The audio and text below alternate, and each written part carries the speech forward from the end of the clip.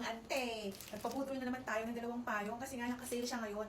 161 na lang siya. Dati siyang 206 ang ating UV na umbrella. Kasi kailangan natin to lalong-lalo na kapag tayo ay nalabas. Dapat yung mga payong natin ay mga UV ang ginagamit natin para proteksyon ng ating mga balat. Alam pe, yung mga ante, yung mga payong na ginagamit natin na hindi UV, useless din yun, nakakaitim din yun, nakakadamage din ng skin. Kaya dapat yung mga umbrella din na may UV ang ginagamit natin.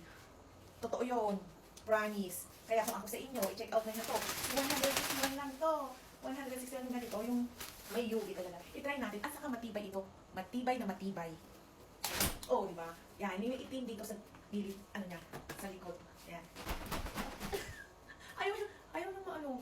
Yan, ano na. Ayaw niya ante. Ayaw niya ano. Yan. Ayaw na ano. Try natin yung black. Aba ante, i-try natin itong black. Kung ito ba talaga ay matibay. Oh, di ba?